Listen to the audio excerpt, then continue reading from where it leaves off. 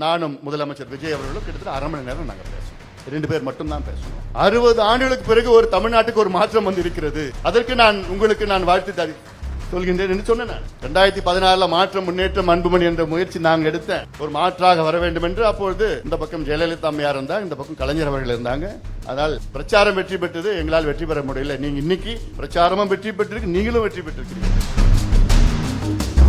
இன்னைக்கு இளைஞர்கள் உங்களால் அரசியலில் வந்திருக்கின்றார்கள். சமூக நீதி கணக்கெடுப்பு என்ற சாதிவாரி கணக்கெடுப்பை நீங்கள் அவசியமா நடத்தணும்னு சொன்னாங்க. 10 நிமிஷம் இந்த கணக்கெடுப்பு மட்டும்தான் நான் பேசினேன், எக்ஸ்பிளைன் பண்ணேன். முதலமைச்சராக நீங்கள் 8 கோடி மக்கள் என்ன நிலையில் இருக்கின்றார்கள் என்று உங்களுக்கு நீங்கள் தெரிந்து கொள்ள வேண்டும். இப்படியே சொன்னேன். இந்த கணக்கெடுப்பு நீங்க ஜாதிவாரி கணக்கெடுப்புன்னு சொன்னா சில பேர் ஜாதின்னு அந்த வார்த்தை பிடிக்காது.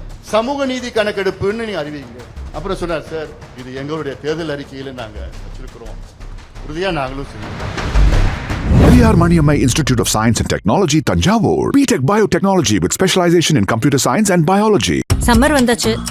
What's your plan for this holiday? எங்க கிட்ட விட்டுருங்க, நாங்க பாத்துக்கிறோம். VGT Holidays. GT Holidays, South India's #1 travel brand. Chennai Silks in summer mega sale. Chennai Silks summer mega sale. The Chennai Silks in mega summer sale. Social media வச்சு தான் இன்னைக்கு இந்த மாற்றம் வந்து இருக்கிறது. சோஷியல் மீடியாவும் double edge sword. Double edge ஸ்வோர்ட்னா இந்த கத்திக்கு 2 பக்கம் கூறு. இந்த பக்கம் பிடிக்கலாம், இந்த பக்கம் பிடிக்கலாம். இந்த பிடியும் தாக்கலாம், மாத்தி நம்மளும் தாக்கு. அது நம்ம அது ஹேண்டில் பண்ற விதம் தான், ஜாக்கிரதையா ஹேண்டில் பண்ணணும். அது அதனாலதான் நான் சொல்றேன், இப்ப இருக்கின்ற இளைஞர்கள் ஏதோ அவங்க அப்படியே அங்க போயிட்டாங்க வந்துட்டாங்க எல்லாம் இல்ல. ஏன்னா இவங்க இளைஞர்கள், சின்ன சின்ன பிள்ளைங்க இளைஞர்கள். இவங்களுடைய மனநிலை, இவங்களுடைய சைக்காலஜி வேற. அப்படியே மாறுவாங்க, நமக்கு சாதகமா இருப்பாங்க, நமக்கு ஆதரவு அளிப்ப. அதற்கேற்ப நாம் நடந்து கொள்ள வேண்டும். அதற்கு திட்டங்கள் எல்லாம் நாம் வைத்திருக்கின்றோம். அதனால நம்ம மீடியா விட்டுடுங்க. அது மீடியா அப்படிதான் இருக்க போறாங்க. இப்பதான் கொஞ்சம் செய்தி கொஞ்சம் அப்படி இப்படி கொஞ்சம் வந்துட்டு இருக்குது, அவ்வளவுதான். ஆனா நம்ம செய்தி வந்தா போதும். மீடியாவுக்கு தலைப்பு செய்தி, எனக்கும் ஐயாவுக்கும் பிரச்சனை, முதல் பக்கத்துல தலைப்பு செய்தி. அது முதல் பக்கம் போட்டு நம்ம செய்தி எங்கேயாவது முதல் பக்கம் போட்டிருக்காங்களா? இந்த போன்ற செய்தி மட்டும்தான் முதல் பக்கத்துல தலைப்பு செய்தி, பெரிய கொட்டெழுத்துல வார வாரம் செய்தி போடுவாங்க. ஆனா நம்ம சாராயம் வைக்கிறா, கள்ளச்சாராய சாவு வந்திருக்கடா, ஊழல் செஞ்சிட்டு இருக்கிறாங்க, கனிம வள கொள்ள அடிச்சிட்டு இருக்கிறாங்க, சின்ன சின்ன குழந்தைகளை கொலை பண்றாங்க, 2.5 வயசு குழந்தைகளை கற்பழிச்சு கொலை பண்றாங்கன்னு அதெல்லாம் சொன்னா பிட்டு செய்தி. சின்னதா எப்போ எந்த பக்கம் 16வது பக்கத்துல சின்னதா ஒரு பிட்டு செய்தி. அதுவும் இந்த தேர்தலுக்கு முன்பு நடத்தினாங்க பாரு, இந்த கருத்து கணிப்பு.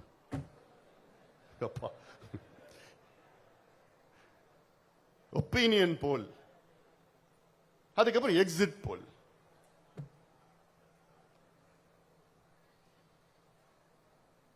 அதுக்கு திமுக 180 வந்துரும், 200 204. அதுனா 204 நீங்க எல்லாம் நம்பிடணுமா?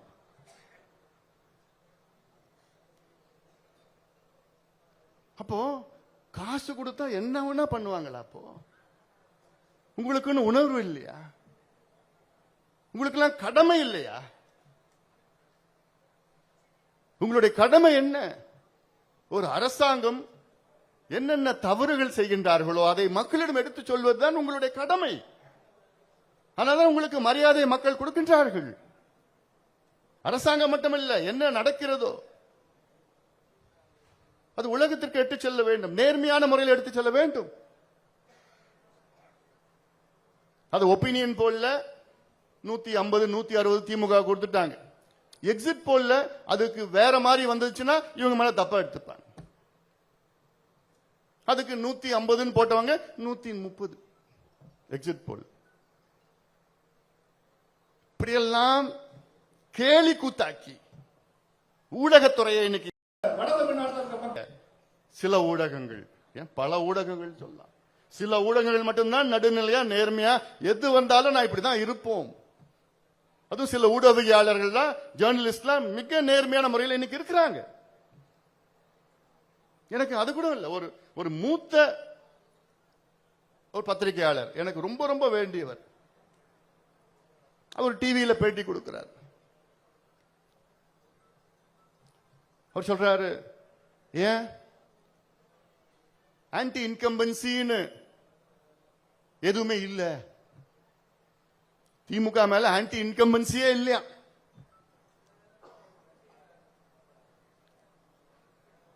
மேபி ஸ்டாலின் அவர்களை எப்படி வச்சிருந்தாங்களோ இவரையும் அப்படி வச்சிருந்திருப்பாங்க நினைக்கிறேன் அவங்க மீடியாவில். மேற்கு வங்கத்தில் ஜோதி பாசு அவர்கள் 23 ஆண்டுகள் முதலமைச்சராக தொடர்ந்து பணியாற்றினார். அங்க ஆன்டி இன்கம்பன்சி இல்ல, தொடர்ந்து அடுத்தடுத்து முதலமைச்சராக வந்தார். ஒரிசாவில் நவீன் பட்நாயக் அவர்கள் 7 முறை முதலமைச்சராக வந்தார். அடுத்தடுத்து ஆன்டி இன்கம்பன்சி இல்லாம வந்தார். தமிழ்நாட்டில் ஸ்டாலின் அவர்களுக்கும் அந்த நிலை இருக்கிறது என்று ஒரு மூத்த பத்திரிகையாளர் சொல்றாருன்னா, எனக்குலாம் உண்மையே இல்லை. எனக்கு ரொம்ப ரொம்ப வேண்டியவர் ஜோதி பாசு அவர்களையும் நவீன் பட்நாயக் அவர்களையும் ஸ்டாலின் அவரிடமிருந்து ஒப்பிட்டு சொல்லுவது இது என்னால மட்டும் இல்ல, உலகத்திற்கே ஏற்றுக்கொள்ள முடியாதவர். ஜோதி பாசு அவர்கள் மீது ஒரு சின்ன கரை, ஊழல் கரை, ஒரு சின்ன ஒரு கரை கூட இல்லை. நவீன் பட்நாயக் மீது ஒரு சின்ன கரை கூட கிடையாது. கடைசியில் அவர் பாண்டியன் தமிழ்நாட்டில இருந்து இங்க போனார், அதனாலதான் அவர் தோத்தார், அது வேற. மீது ஊழல் கரை ஒண்ணு கூட கிடையாது. ஆனால் ஸ்டாலின் அவர்கள் மீது ஒரு சின்ன நல்ல எண்ணம் கூட கிடையாது. மக்கள் எல்லா துறையிலையும் ஊழல், அதாவது படுதோல்வி அடைந்த நிர்வாகத்தில் இப்படியெல்லாம் ஊடகம் சேர்ந்து ஒருவரை தூக்கி அவருடைய சுயநலத்திற்காக மக்களுடைய கருத்தை இருட்டடிப்பு செய்து, மக்களுடைய எண்ணங்களை இருட்டடிப்பு செய்து இவர்கள் வெற்றி பெற வேண்டும் என்ற நோக்கத்திலே செயல்பட்ட ஊடகம் தமிழ்நாட்டின் ஊடகம். நிச்சயமாக நீங்கள் மாற்றிக்கொள்ளுங்கள், மாற்றிக்கொள்வீர்கள் என்று உண்மையால உணர்வுபூர்வமாக நான் நம்புகின்றேன். ஏன்னா தொடர்ந்து நாங்க சொல்லிட்டு வருது, நீங்கள் தான் எங்களுடைய நிரந்தர கூட்டாளி, கூட்டணி ஊடகம். நீங்க எங்களை அங்கீகாரம் பண்ண மாட்டீங்க, அது வேற. நாங்க உங்களை அங்கீகாரம் பண்றோம். ஏன்னா இது தமிழ்நாடு என்பது எவ்வளவுப்பட்ட நாடு. இந்த நாடு 5 திணைகள் உள்ள மாநிலம், எவ்வளவு இயற்கை வளம், மனித வளங்கள் உள்ள மாநிலம். இந்த மாநிலத்தை கடந்த 5 ஆண்டு காலம் ஆட்சி மிக மோசமான ஆட்சி.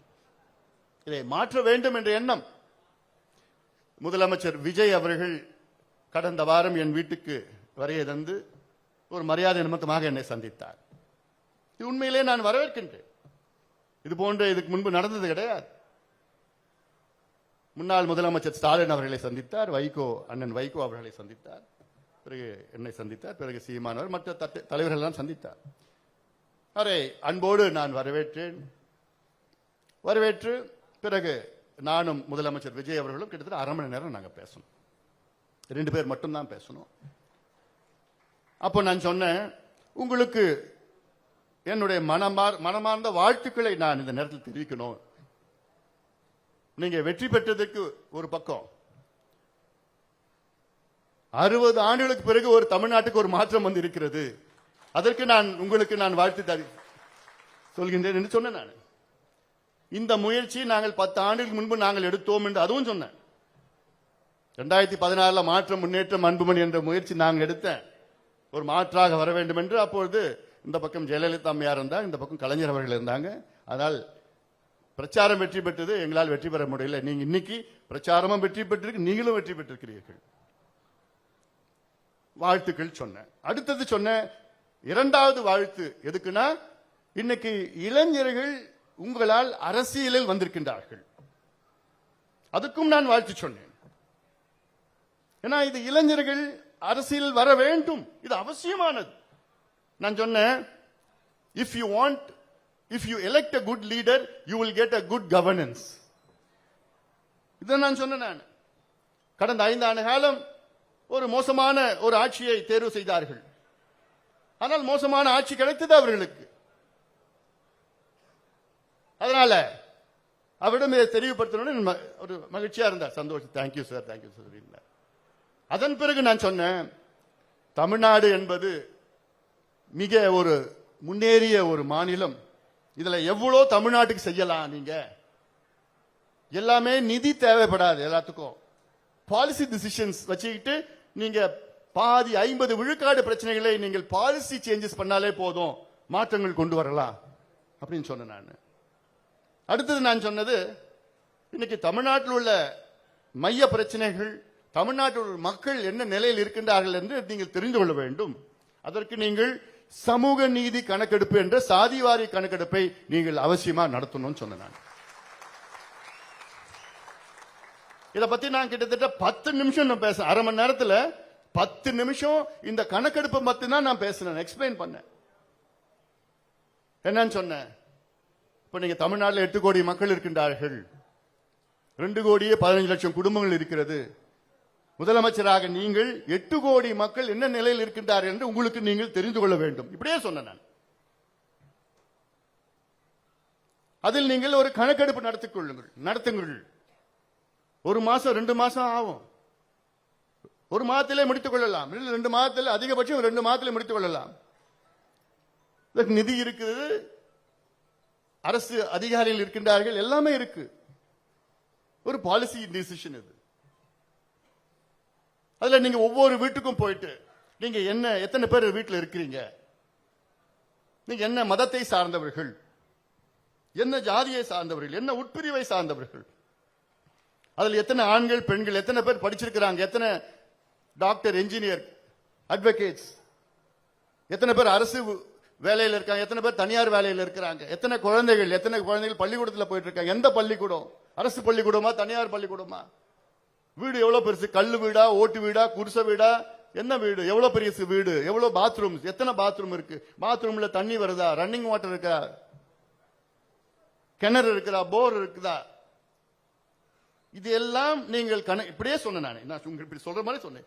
இதெல்லாம் நீங்க கணக்கெடுப்பு நடத்தி டேட்டாவில் ஃபீட் பண்ணுங்க, கம்ப்யூட்டர்ல ஃபீட் பண்ணி, நாளைக்கு ஒரு பட்டன் நமக்குங்க, தமிழ்நாட்டில் எத்தனை மீனவர்கள் இருக்கின்றார்கள், மீனவர் சமுதாயத்தை சார்ந்தவர்கள் இருக்கின்றார்கள் என்றால் அப்படியே வரும்.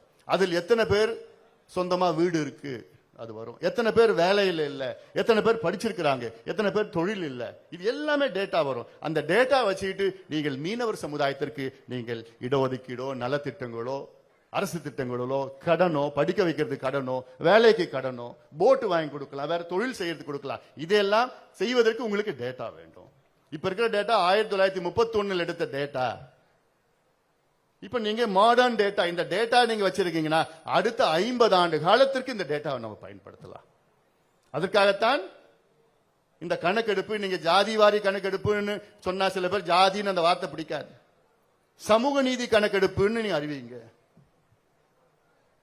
அப்புறம் சொன்னார், சார் இது எங்களுடைய தேர்தல் அறிக்கையில நாங்க வச்சிருக்கிறோம், உறுதியா நாங்களும் செய்வோம். நான் உண்மையிலே நான் பாராட்டினேன். நான் சந்தோஷமா இருக்கு, கேட்கறதுக்கு சந்தோஷமா இருக்கு. அடுத்தது சொன்ன, தமிழ்நாட்டில் இன்னைக்கு முதல் பிரச்சனை பெண்களுக்கு பாதுகாப்பு இல்லாத பிரச்சனை, 2வது பிரச்சனை சட்டம் ஒழுங்கு பிரச்சனை, அடுத்தது போதை பொருட்கள், மது மற்றும் போதை பொருட்கள், 4வது வேலை வாய்ப்பு, இளைஞர்களுக்கு வேலை வாய்ப்பு. இது 4 பிரச்சனை பத்தி நான் பேசினேன். நான் அவருக்கு அப்ப நான் ரிக்வெஸ்ட் பண்ணேன், நீங்க சிங்கப்பெண்ணேன்னு ஒண்ணு கொண்டு வந்திருக்கீங்க, அதுக்கு நீங்க ஒரு டிஜிபி தலைமையில ஒரு காவல்துறை உயர் அதிகாரிகள் நீங்க போடுங்க, அப்பதான் இன்னும் கொஞ்சம் அந்த பலமா இருக்கும், அந்த இயக்கம் பலமா இருக்கும், அந்த அமைப்பு பலமா இருக்கும் சொன்னேன். எஸ் சார், நான் பாக்குறேன் சார். அடுத்தது நான் சொன்னேன், இந்த போதை ஒழிப்பு பிரிவு, இதற்கும் ஒரு டிஜிபி தலைமையில எவ்வளவு அதிகாரிகள் இருக்கிறாங்க, 8, 9, 10 டிஜிபி இருக்கிறாங்க. ஒரு டிஜிபி போக்குவரத்து துறைக்கு ஒரு டிஜிபி தேவையா? மண்டபம் எங்கேயோ மண்டபம் இருக்குல்ல, ராமேஸ்வரம், அதுக்கு ஒரு டிஜிபி தேவையா? இவங்க எல்லாம் டிஜிபி என்பது எவ்வளவு அனுபவம் உள்ளவர்கள், அத்துணை டிஜிபியும் இதுக்கெல்லாம் போடுங்க. அடுத்தது, இன்னைக்கு போதை ஒழிப்பு பிரிவுல 3000 பேர் தான் இருக்கிறாங்க, வேலை செய்யறதுக்கு பத்தாது. ஒரு 25,000 பேரை நியமனம் பண்ணுங்க. ஊர்காவல் படை இருக்கிறாங்க, அவங்க பயன்படுத்திக்கங்க.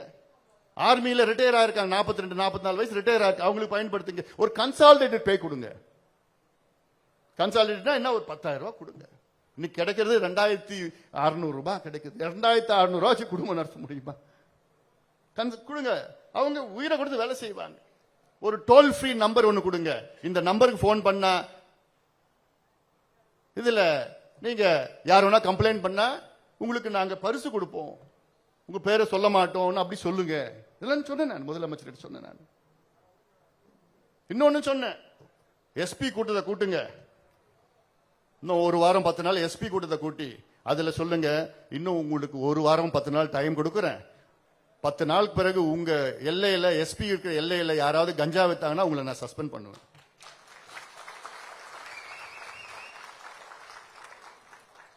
சாதாரணமா முடிஞ்சு போச்சு பிரச்சனை. இன்னைக்கு அங்க பிடிக்கிறாங்க, இங்க பிடிக்கிறாங்க, என்ன பிடிச்சிட்டு இருக்கு, பேப்பர்ல பார்த்து தானே இருக்கீங்க. இதே அதிகாரிகள், இதே காவல்துறை, இதே கலெக்டர் எல்லாமே இப்ப இன்னைக்கு வேலை செய்யறாங்கல்ல. ஏன் இதுக்கு முன்பு நீங்க செய்யல? இன்னைக்கு சந்து கடை மூடுறாங்க, ஏன் 5 ஆண்டு காலம் என்ன பண்ணீங்க? அப்புறம் நான் சொன்னேன், இளைஞர்களுக்கு வேலை வாய்ப்பு உருவாக்குவதற்கு தனியார் தொழிற்சாலைகளில் 75 விழுக்காடு வேலைகளை நீங்க உள்ளூர் இளைஞர்களுக்கு கொண்டு வர சட்டத்தை நீங்கள் எப்படியாவது கொண்டு வாங்க. திமுக சொன்னாங்க, 5 ஆண்டு காலம் செய்யல. அப்புறம் அவர் சொன்னார், முதலமைச்சர் சொன்னார், சார் நாங்க எங்க தேர்தல் அறிக்கையில் இது மட்டும் சொல்லல, நாங்க சொன்னோம் 2.5% ஜிஎஸ்டி வரி விலக்கு நாங்க கொடுப்போம், 5% நாங்க கரண்ட் பில்லை நாங்க குறைப்போம், இதெல்லாம் நாங்க சொல்லியிருக்கிறோம், உறுதியா நாங்க கொண்டு வருவோம் சொல்லி. நான் சொன்னேன், ஆந்திராவில் இருக்கு இந்த நிலை இருக்கு. ஆந்திராவில் 75 விழுக்காடு அங்க இடங்கள் வந்து உள்ளூர் இளைஞர்களுக்கு கொடுக்கணும். தெலுங்கானால 80 விழுக்காடு இருக்கு. சில பேர் ஆந்திராவில் தொழில் முதலீடு வராது, இந்த மாதிரி ஒரு சட்டம் இருந்தா தொழில் முதலீடு வராதுன்னு சொன்னாங்க. ஆனா அங்கதான் அதிகமா போறாங்க தொழிலுக்கு. ஏன் போறாங்கன்னு சொன்னேன், அதுவும் சொன்னேன். ஏன்னா அங்க சந்திரபாபு நாயுடு ஆந்திராவில் 1 ஏக்கர் நிலத்தை, அரசு நிலத்தை லீஸுக்கு 99 பைசா கொடுக்கிறார். திமுக 40 லட்சம் ரூபாய், 20 லட்சம் ஒயிட்ல, 20 லட்சம் பிளாக்ல. என்ன வித்தியாசம்? இதெல்லாம் கேட்டுக்கிட்டார். நீர் மேலாண்மை பத்தி பேசினேன் நான். சென்னைக்கு 4 புதிய ஏரிகளை உருவாக்குங்கள். தமிழ்நாட்டில் 42,000 ஏரி, இன்னைக்கு 27,000 தான் இருக்கு. சென்னைக்கு செம்பரம்பாக்கம், புழல் ஏரி, சோழாவரம் ஏரி, பூண்டி 4 ஏரி தான் இருக்கு. 4 ஏரியோட கொள்ளளவு 10 டிஎம்சி. சென்னைக்கு 17 டிஎம்சி வேணும். 4 புதிய ஏரியில் உருவாக்குங்கள். தடுப்பணைகள் எவ்வளவு இருக்கு, கட்டணும். நிறைய அங்கங்கே சொன்னேன் நான். ஆனா அவர் 3 நாளா தூங்கல. அவர் கண்ணை பார்த்தாலே அவ்வளோ டயர்டா இருந்தார். அன்னைக்கு காலையில 5 மணி நேரம் சட்டமன்றத்தில் உட்கார்ந்துட்டு இருக்கிறார் பதவியேற்பு. அதன் பிறகு ஸ்டாலின் அவர்களை சந்திச்சு எல்லாம் வந்து அவர் பார்த்தா அவ்வளவு டயர்ட். ஆனாலும் அந்த டயர்ட்னஸ் சொன்னதெல்லாம் கேட்டுக்கிட்டார், ஆர்வமா கேட்டுக்கிட்டார். ஏன்னா அந்த பதவியில யார் போனாலும் அந்த அந்த வந்துடும், உள்ள வந்துடும். நம்ம சொல்ல வேண்டியது சொல்லிட்டு இருக்கணும். கல்வி எப்படி இருக்கணும், சுகாதாரம் 6 மாவட்டங்களில் அரசு மருத்துவ இல்ல, நீங்க சொல்லுங்க. டெல்லியில நாங்க சொல்லி, அங்க நட்டா இருக்கிறாரு அப்படி சொல்லி நாங்க பர்மிஷன் எல்லாம் கொடுக்கிறோம், வாங்கி கொடுக்கிறோம் உங்களுக்கு. நான் சொன்னேன், தமிழ்நாட்டு நல்லது யார் செஞ்சாலும் எனக்கு என்னங்க, அதை நாங்க வரவேற்போங்க. நீங்க செஞ்சா இன்னும் சந்தோஷம் எங்களுக்கு. தமிழ்நாடு மக்கள் நன்மை பெற வேண்டும், அவ்வளவுதான் என்னோட நோக்கம். எங்க கட்சி கொள்கைகளும் உங்க கட்சி கொள்கைகளும் 90% ஒன்னதான் இருக்கு.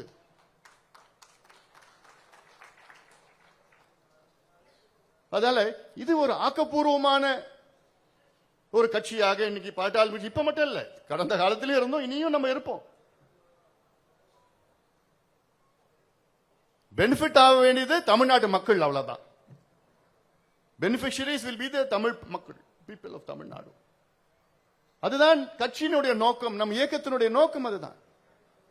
அதான் நம்முடைய சட்டமன்ற குழு தலைவர் முனைவர் சௌமியா அவர்கள் மிக தெளிவாக சட்டமன்றத்துக்குள்ள பேசினார்.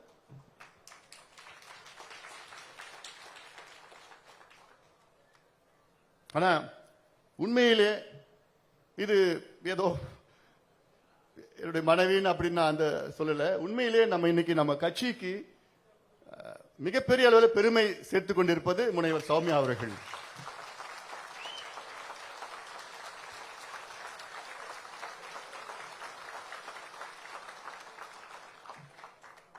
இது ஒருத்தர் ரெண்டு பேர் இல்ல, எங்க பார்த்தாலும் உலகம் முழுவதும் இருக்கின்ற அத்துணை தமிழர்கள் மட்டும் இல்ல, டெல்லியில இருந்து எனக்கு போன், இந்திக்காரங்கள்ல இருந்து எல்லாமே அவ்வளவு நல்லா பேசினாங்க. உலக அளவில் இருந்து அத்தனை பேரும் சட்டம். ஏன்னா இதுல என்னன்னா, நான் மறுபடியும் சொல்றேன், சட்டமன்ற தொடரை பார்க்க வைத்தது விஜய் அவர்கள் தான். இவ்வளவு பேர் இதுக்கு முன்னாடி சட்டமன்றம் அது நிகழ்வுல பார்த்திருக்க மாட்டாங்க. அது பார்க்க வச்சது, பார்க்க வச்சுட்டு இன்னைக்கு எவ்வளவு பேர் அதிகமா அவங்க வரவேற்றது யாருன்னா திமுகவை சார்ந்தவங்க. அவங்க இருக்கின்ற அந்த அமைப்புல இருக்கிறவங்க, மற்ற அமைப்புல இருக்க எல்லாருமே அவ்வளவு நல்லா பேசினாங்க, நல்லா இருந்தது. அண்ட் இன்னொன்னு, பெண்கள் அதிக அளவில், ஏன்னா அவங்க பெண்கள் சொன்னாங்க, எங்க என் மனசுல இருக்கிறது அவங்க பேசிட்டாங்க. அவங்க எப்பவுமே எமோஷனல் கேரக்டர், அவங்க என்ன சொன்னாலும் அவங்களுக்கு என்ன தோணுதோ அதான் பேசுவாங்க. உணர்வுபூர்வமா அங்க போய் பேசி, இந்த சந்துக்கடைனா நிறைய பேருக்கு தெரியல. அவங்க சொன்னதுக்கு அப்புறம் தான் சந்துக்கடை அப்படின்னா என்ன முதலமைச்சர் குறிப்பு எடுத்துக்கிட்டார். அப்போ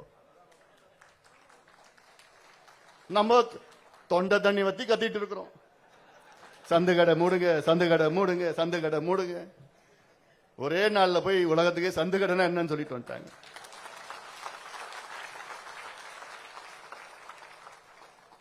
இதுதான் நமக்கு வேண்டும். இந்த சட்டமன்ற தொடரில் அவங்களுக்கு வாய்ப்பு கிடைச்சது. அடுத்த தொடரில் மீதி 3 பேர் இருக்காங்க. என்னப்பா ரெடியா இருக்கீங்களா? அவங்கள விட இவங்க இன்னும் சிறப்பா செய்வாங்க, செயல்படுவாங்க, எனக்கு நான் நம்பிக்கை இருக்கிறேன். நமக்கு எந்த பேகேஜும் கிடையாது, எந்த பேகேஜும் கிடையாது. நமக்கு மனசுல இருக்கிறத நம்ம பேசணும், அவ்வளவு. சட்டமன்றத்துக்குள்ள ஆக்கப்பூர்வமான ஒரு கட்சியா நம்ம செயல்படுவோம். எதிர்கட்சி, எதிரி கட்சி, அந்த கட்சி, இந்த கட்சி கிடையாது. தமிழ்நாட்டு மக்களுக்கு என்ன தேவைகளோ அதை நாங்கள் செய்வோம். தமிழ்நாட்டு மக்களுக்கு நல்லது செஞ்சா நாங்க வரவேற்போம், கெட்டது செஞ்சா கடுமையா நாங்க எதிர்ப்போம். நம்மளுடைய நிலைப்பாடு. Periyar Maniammai Institute of Science and Technology, Tanjavur. BTech Biotechnology with specialization in computer science and biology. Summer வந்தாச்சு. What's your plan for this holiday? எங்க கிட்ட விட்டுருங்க, நாங்க பாத்துக்கிறோம். வெஜிடி ஹாலிடேஸ்.